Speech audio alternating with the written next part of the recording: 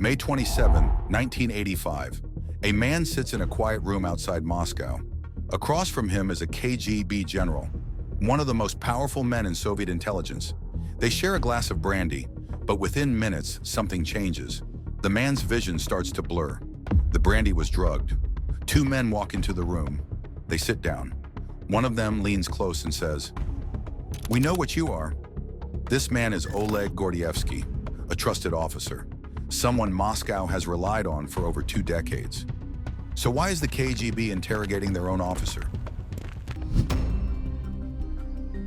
October 1974, Copenhagen. Oleg Gordievsky is a KGB officer stationed in Denmark. His job? Recruit spies, gather intelligence, serve the Soviet Union. His bosses in Moscow trust him completely. What they do not know, he has already made a decision that would get him killed. Gordievsky watched the Berlin Wall go up. He saw Soviet tanks crush civilians in Prague. Year after year, he saw what his country did to its own people. And slowly, it changed him. His motivation was pure. He wanted one thing only, the Soviet system to fall. When a British MI6 officer named Richard Bromhead showed up at his badminton club in Copenhagen, Gordievsky was ready. They met for lunch. Small talk at first. Then Bromhead asked if they could meet somewhere private. He agreed and quietly noted that no one knew he was there. That was the signal. He was in. From that moment, Gordievsky lived 2 lives. By day, he worked for the KGB, filing reports, running operations, acting like a loyal Soviet officer. By night, he met his MI6 handlers in secret locations across Copenhagen. He photographed classified documents. He memorized the names of Soviet agents. He passed everything to the British. The KGB had trained him to spot double agents. Now he was using that training against them. MI6 offered to pay him. He refused. This was never about money. He believed he was doing the right thing. Year after year, Gordievsky fed secrets to the British, and the KGB suspected nothing. But staying hidden was only half the battle. To truly outsmart them, he needed to rise higher, get access to bigger secrets, become untouchable. June 1982, England. Gordievsky receives the assignment every KGB officer dreams of. London, the heart of British intelligence, the ultimate posting. He packs his bags and flies to England. His cover? Senior diplomat at the Soviet embassy. His real job? Spy on the British government and run KGB operations across the United Kingdom. The moment he lands, he contacts MI6. The hunter becomes the hunted, in reverse. Gordievsky is now sitting inside the KGB's London headquarters, reading their most classified files, attending their secret meetings, learning every operation they are running against the West. And every single piece of it goes straight to the British. He is a ghost inside their own house. But Gordievsky faces a problem. His boss, the KGB station chief, is incompetent but suspicious. If Gordievsky rises too fast, questions will follow. He needs that man gone. Then luck knocks on the door. A British intelligence officer named Michael Bettany approaches the KGB with an offer. He wants to defect. He hands over classified MI5 documents to prove he is serious. The KGB station chief thinks it is a trap. He ignores Bettany. Gordievsky sees the documents. He knows Bettany is real, and he faces a choice. Stay silent and let a traitor damage British intelligence, or expose him and risk his own cover. Gordievsky tips off MI6. Bettany gets arrested. The British government expels the KGB station chief from London. And the man chosen to replace him? Oleg Gordievsky. He just used a real traitor to climb higher inside the KGB. The Soviets think he is their most trusted man in London. The British know he is their greatest asset inside Moscow's spy network. By 1984, Gordievsky became the KGB's acting station chief in London. He attends meetings with the Soviet leadership. He reads files marked top secret that only a handful of people on Earth have access to. And MI6 receives every word. But his biggest moment is still coming. In November 1983, the world came closer to nuclear war than almost anyone realized. And Gordievsky was the only person who saw it from both sides. November 2nd, 1983, Western Europe. NATO launches a military exercise called Able Archer 83. The scenario? Simulate a full-scale nuclear war with the Soviet Union. Thousands of troops participate. Command centers across Europe exchange coded messages. Bombers take off. The exercise looks completely real, because that is the point. Practice for the worst. NATO never sees it coming. The Soviets are watching, afraid. By 1983, Soviet leadership was convinced that America was planning a nuclear first strike. President Reagan called them an evil empire. American warships sail near Soviet waters. The rhetoric is aggressive, loud, and constant. So the KGB launches Operation Ryan, a secret program to detect signs of an incoming Western attack. Soviet agents across Europe start monitoring everything. Lights in government buildings, cars in Pentagon parking lots, even blood donation rates at hospitals. The logic? If the West is preparing for nuclear war, they will stockpile blood for wounded soldiers. This is how paranoid Moscow has become. Then Able Archer begins. Soviet intelligence sees NATO forces mobilizing. They intercept military communications about nuclear weapon release procedures. They watch American bombers taxi down runways, and they panic. On November 8th, Moscow sends a flash telegram to KGB stations across Europe. The message is urgent. Report immediately on any signs of an American first strike. Soviet nuclear bombers are loaded with live warheads. Commanders prepare for launch. The world is 11 minutes away from midnight, and in the middle of this chaos sits Oleg Gordievsky. He reads the KGB cables coming out of Moscow. He sees the fear in his colleagues' eyes. He realizes something terrifying. The Soviets genuinely believe NATO is about to attack. This is not a bluff. They are preparing to strike first. Gordievsky contacts MI6 with an urgent warning. His message is simple. Moscow thinks this is real. They are ready to launch. British intelligence rushes the information to Prime Minister Margaret Thatcher. She picks up the phone and calls Washington. Within days, Reagan receives the briefing. He is stunned. Years later, he writes in his diary, "I don't see how they could believe that, but it's something to think about." The exercise ends on November 11th. NATO stands down. Soviet bombers return to base. The moment passes, but Reagan changes his approach. He softens his language. He opens back-channel communications with Moscow. The path toward dialogue begins. Many historians believe Able Archer 83 brought the world closer to nuclear war than any moment since the Cuban Missile Crisis. And Oleg Gordievsky's warning helped pull it back from the edge. He saved millions of lives, and the KGB had no idea their own officer just prevented Armageddon. April 16, 1985. Washington, D.C. Aldrich Ames is a mess. He works for the CIA. His job is catching Soviet spies.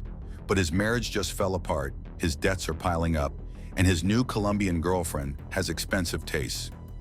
Ames makes a decision that will destroy lives.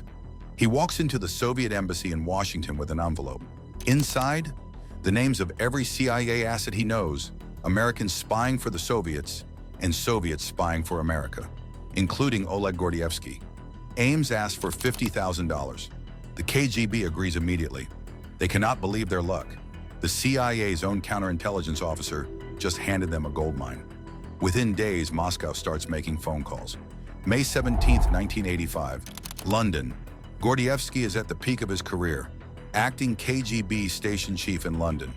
Trusted by Moscow, protected by MI6, untouchable. Then a telegram arrives. Return to Moscow immediately. Urgent meeting to confirm your promotion. Gordievsky reads it twice. He knows this trick. The KGB never recalls officers for good news. Promotions come with champagne, not emergency telegrams. This is a trap. MI6 sees the danger. They offer him an escape. Defect now, disappear into Britain, start a new life. But Gordievsky hesitates. Maybe he is wrong. Maybe this really is a promotion. If he runs and he is wrong, 11 years of work vanish overnight. He decides to take the risk. He boards the plane to Moscow, the biggest mistake of his life. May 28, 1985. Moscow. They grab him the moment he lands. A car drives him to a KGB safe house outside the city. General Grushko greets him with a smile and pours him brandy. They chat about work. Everything feels normal. Then the drug kicks in, SP-117, a truth serum designed to rip away every mental defense. Gordievsky's vision blurs. His thoughts scatter. Two interrogators enter the room. The same interrogation from the beginning of our story, but now you know how he got here. Confess, we know everything. Prisnaisha. For 5 hours they push. They scream. They threaten. Gordievsky clings to one rule. Deny everything, admit nothing. His body is betraying him, but his mind holds the line. Finally, they stop. The KGB has suspicions, but zero proof. Ames gave them a name, not evidence. Without a confession, they cannot execute him. They release Gordievsky, but freedom is an illusion. His apartment is under constant surveillance. Teams follow him at all times. He is assigned a desk position devoid of operational duties or prospects. The KGB monitors him closely, prepared for any misstep that could result in his disappearance. Gordievsky understands the situation perfectly. He is a dead man walking. The only question is when, unless he activates the plan. Years earlier, MI6 prepared an emergency escape route, a last resort so dangerous that everyone involved gave it a 20% chance of success. The operation is called PIMLICO, and Gordievsky is about to bet his life on it. July 16, 1985, Moscow. Gordievsky stands outside a bread shop on Kutuzovsky Prospect. It is 7:30 in the evening. In his hand, he carries a Safeway shopping bag, a British supermarket bag, completely out of place in Soviet Moscow. This is the signal.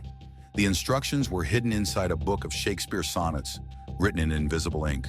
Gordievsky memorized every detail. Step 1, appear at this exact location on a Tuesday at 7:30 p.m., holding the Safeway bag. Step 2, wait for a British agent to walk past carrying a Harrods bag and eating a Mars bar. Step 3, if eye contact is made, the escape is activated. Gordievsky waits. Minutes pass. KGB surveillance teams are everywhere. If they spot him standing here with a foreign shopping bag, questions will follow. Then he sees a man walking toward him, carrying a Harrods bag, eating a chocolate bar. Their eyes meet for half a second. The man keeps walking. That is it. Operation PIMLICO is now active. July 19, 1985. Moscow. 3 days later, Gordievsky wakes up early. He puts on jogging clothes and steps outside for his morning run. The same routine the KGB has watched for weeks. But today, he runs a different route. He slips through back streets, cuts through alleys, uses every counter-surveillance trick the KGB taught him. Within an hour, he shakes his tail. He boards a train to Leningrad, then another to Zelenogorsk, then a bus heading north toward Vyborg, a small town just about 16 miles from the Finnish border. Halfway through the journey, he fakes sickness and asks the driver to stop. He steps off the bus in the middle of nowhere. Now comes the hard part. Waiting. In the forest near mile marker 520, Gordievsky hides. Mosquitoes swarm him. Hours stretch on. He has no proof MI6 got the signal and has no sign that anyone will come. Then he hears engines. 2 cars with British diplomatic plates pull off the highway. They stop near his hiding spot. A man steps out. It is the same agent from the bread shop. Gordievsky emerges from the bushes, filthy and exhausted. The MI6 officer later describes him as looking like a forest troll from a fairy tale. They have exactly 80 seconds. Gordievsky strips to his underwear. The trunk is small and hot. He swallows a sedative to stay calm. He climbs inside. The lid closes. The cars merge back onto the highway. Soviet police and KGB escorts are following the British diplomats, but they lost visual contact for just 1 minute. That minute saved Gordievsky's life. The convoy reaches the Soviet-Finnish checkpoint. Guards surround the cars. Sniffer dogs circle the vehicles, trained to detect human scent. One dog approaches the trunk where Gordievsky is hiding. Inside the car, a British diplomat's wife makes a decision. She picks up her baby, steps outside, and changes the diaper right on top of the trunk lid. Then she drops the dirty diaper on the ground near the dog. The animal backs away, offended. Guards find nothing suspicious. They wave the cars through. At 3:50 p.m. Finnish time, the convoy crosses the border. The driver reaches for the stereo and plays one song. Finlandia by Sibelius. That is the signal. They made it. Gordievsky climbs out of the trunk, barely able to stand. A young British diplomat named Michael Shipster greets him with a handshake. Then he picks up the phone and calls London. The luggage has arrived. It is all in order. Oleg Gordievsky just escaped the Soviet Union. September 1985. The KGB is humiliated. Their most trusted officer in London just vanished. He slipped through their surveillance, crossed their border, and disappeared into the West. The greatest intelligence failure in Soviet history. Moscow responds with fury. A military tribunal sentences Oleg Gordievsky to death in absentia. The verdict? Treason. The punishment? Firing squad. That sentence still stands today. Russia never revoked it, but Gordievsky is already gone. He lands in London, debriefs with MI6, and begins a new life. He meets with Prime Minister Thatcher. He shakes hands with President Reagan. He writes books exposing KGB operations across the globe. The Soviets can only watch, but escape comes with a cost. Gordievsky's wife Layla and their 2 daughters are trapped in Moscow. The KGB interrogates Layla for months. They put her under house arrest. They monitor her every movement. She had no idea her husband was a British spy. She learns the truth from KGB interrogators. A smuggled letter reaches Gordievsky in London. Layla's words cut deep. Why did you leave us? How could you abandon your children? Gordievsky carries that guilt for years. Thatcher personally calls Soviet leader Mikhail Gorbachev. Reagan applies pressure. Western diplomats push for their release. In September 1991, 6 years after Gordievsky's escape, Layla and the girls are allowed to leave. The family reunites in Britain. Yet the years of pain and lies cannot be undone. The marriage ends. For the next 4 decades, Gordievsky lives under a false name in suburban England. He changes addresses regularly. He watches his back constantly. Russian intelligence never stops looking for him. In 2007, Queen Elizabeth awarded him the CMG, Companion of the Order of St. Michael and St. George, one of Britain's highest honors for service to intelligence. He gives interviews. He writes more books. He warns the world about Russian aggression, but he remains alone. His biographer, Ben McIntyre, calls him the most solitary man I have ever met and the bravest. March 4th, 2025. England. Oleg Gordievsky dies at the age of 86. He outlived the Soviet Union by 34 years. He outlived the KGB. He outlived every officer who tried to catch him. The spy who outsmarted them all, gone on his own terms. His legacy: he exposed Soviet operations across 3 continents. He unmasked traitors inside Western governments. He helped end the Cold War. In November 1983, his warning may have stopped a nuclear war that would have killed millions. One man, playing both sides. The KGB trained him to be their weapon. He turned that training against them and won.